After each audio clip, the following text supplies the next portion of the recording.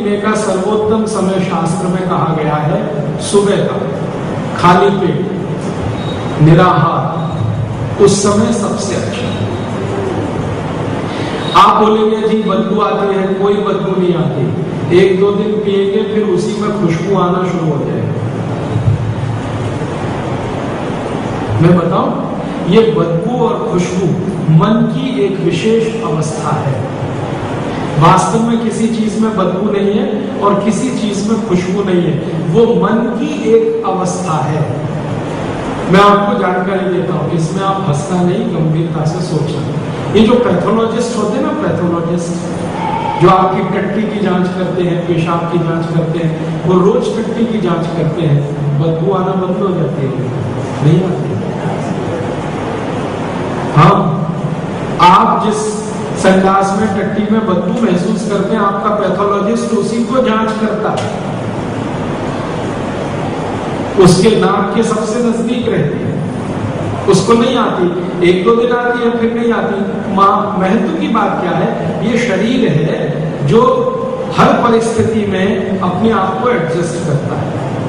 तो आज 1-2 दिन पिएंगे, गोमूत्र में बदबू आएगी, तीसरे दिन से शरीर ने एडजस्ट कर लिया, वो बंद हो जाएगी। तो गोमूत्र पीने में बदबू आती है, ये तो दिमाग से निकाल दो। हाँ, ये जरूर आप कह सकते हो थोड़ा तीखा लगता है, 1-2 दिन लगेगा, फिर उसके बाद नहीं लगेगा। 1-2 दिन लगेगा, उसके बाद नहीं लगेगा। फिर आप पूछेंगे कितने दिन ले सकते हैं? जो गंभीर बीमारी से पीड़ित हैं, जैसे दमा बहुत गंभीर बीमारी है, अस्थमा बहुत गंभीर बीमारी है, सिनोफिलिया गंभीर बीमारी है, जो देर में बीमारी आती है ना, उतनी ही देर में जाती है। ये मोटी बात याद रखना। जो बीमारी शरीर में जितने देर में आती है, वो उतनी ही देर में जाती है। जैसे मोटापा 1 दिन में किसी को नहीं आता, धीरे धीरे 10 साल में, 15 साल में, 20 साल में आप स्थूल होते हैं, तो वो धीरे धीरे ही जाएगी। दमा अस्थमा भी ऐसी बीमारी है, कैंसर भी ऐसा। तो जो बीमारियां देर में जाने वाली हैं, उनके लिए गोमूत्र सेवन कम से कम 3 महीना, 90 दिन।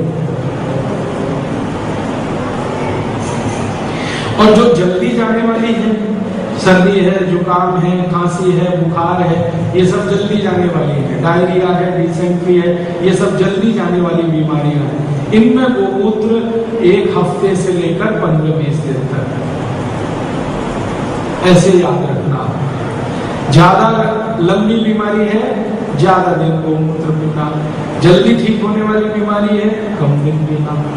सबसे आसानी से जो बीमारी जाती है गोमूत्र से, 2-3 दिन में ही मिटती है, वो सर्दी, खांसी, जुकाम, डायरिया, डिसेंट्री, कॉन्स्टिपेशन, 3 दिन में ही मिटाने की ताकत है गोमूत्र। सर्दी, खांसी, जुकाम, डायरिया, डिसेंट्री, कॉन्स्टिपेशन, ये बीमारी 2-3 दिन में ही मिट जाती है। तो 3 दिन पर्याप्त है। तो 3 दिन से लेकर 3 महीने तक गोमूत्र का सेवन होता है। और 3 महीने लेने के बाद आप बोले कि बीमारी पूरी मिटी नहीं, तो आप ऐसा करना, 1 महीने के लिए या 20 दिन के लिए गोमूत्र छोड़ दें। गोमूत्र हो या गोमूत्र की दवा हो, 3 महीने लगातार लेना, 90 दिन। फिर भी पूरी तरह से बीमारी ठीक नहीं हुई तो बंद कर देना। 15-20 दिन बंद रखना, 25 दिन बंद रखना, 1 महीने बंद रखना, फिर शुरू कर देना। और एक बार बंद करके फिर 15-20 दिन, 25 दिन, 3 महीने फिर ले सकते हैं। गोमूत्र के बारे में ये ध्यान रखना, 3 महीने लेकर थोड़े दिन छोड़ना, फिर और 3 महीने लेना, फिर थोड़े दिन छोड़ना। क्यों छोड़ना? इसलिए है कि शरीर को इसकी आदत नहीं लगनी चाहिए। गोमूत्र कुछ इस तरह की आदत लगा देता है, जैसे चाय पीना शुरू किया, अब आदत लग गई, अब नहीं पिएंगे तो मजा नहीं आएगा। वैसे गोमूत्र में होता है, लगातार पिया, अब लग गई आदत, अब नहीं पिएंगे तो मजा नहीं आएगा। ये नहीं होना चाहिए। इसके लिए बीच बीच में छोड़कर उसका उपयोग करना है। तो छोड़ दिया 15-20 दिन, महीने भर के लिए, फिर दोबारा कर लिया, फिर छोड़ दिया, फिर। अब गोमूत्र का उपयोग और गोबर का उपयोग दोनों ही तरह से होता है, आंतरिक और बाहरी। बाहरी उपयोग क्या है? खाज हो गई, खुजली हो गई, दाग हो गया, शरीर में दाग धब्बे हैं काले पीले सब तरह के, इस पर गोमूत्र और गोबर लगाना। कैसे लगाना? गोबर में गोमूत्र मिलाना और लगाना, लगा के थोड़ी देर 10-15 मिनट सूरज की धूप में रखना, फिर उसके बाद धो देना। बाहरी उपयोग सब तरह के खाज खुजली दाग सब सब सब मिटा देता है। और आंतरिक उपयोग है वो पीना है। गोबर का रस भी पिया जाता है, गोमूत्र भी पिया जाता है। लेकिन आप सभी बीमारियों में खाली गोमूत्र पीते रहे, एक या दो बीमारी है जिसमें गोबर का रस पीने की जरूरत पड़ती है, बिना उसकी वो ठीक नहीं होती। वो बीमारियां अक्सर गर्भवती माताओं में होती है। माँ अगर गर्भावस्था में है तब उसको गोमूत्र के साथ गोबर भी पीना पड़ सकता है। वो कौन सी स्थिति में? अगर कोई माँ गर्भावस्था में है और डॉक्टर ये कह रहा है कि डिलीवरी के लिए सिजेरियन करना पड़ेगा, बिना ऑपरेशन डिलीवरी नहीं होगी, तो उस माँ को अगर डिलीवरी बिना ऑपरेशन ही करानी है, मान लीजिए घर वालों ने तय किया हम तो नहीं चाहते कि ऑपरेशन हो, क्योंकि ऑपरेशन होने के बाद बहुत तकलीफ है।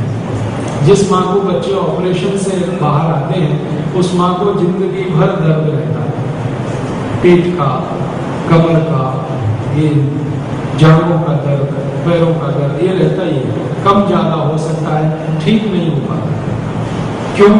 क्योंकि सिजेरियन जो है वो अप्राकृतिक क्रिया है, अननेचुरल।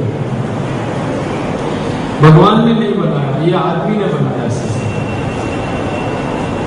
भगवान की क्रिया ये नहीं है, इसलिए ये अप्राकृतिक है। हर अप्राकृतिक क्रिया जिंदगी भर में ये तकलीफ है। और जो माँ को सीजरियन हुआ फिर बाद में डॉक्टर बोलेगा इनका गर्भाशय काट के निकालो, इनका ये करो, इनका ये जिंदगी भर का लफड़ा चलता ही रहता है। कभी भी वो माँ चैन और शांति से 2-5 साल बिता ही नहीं सकती।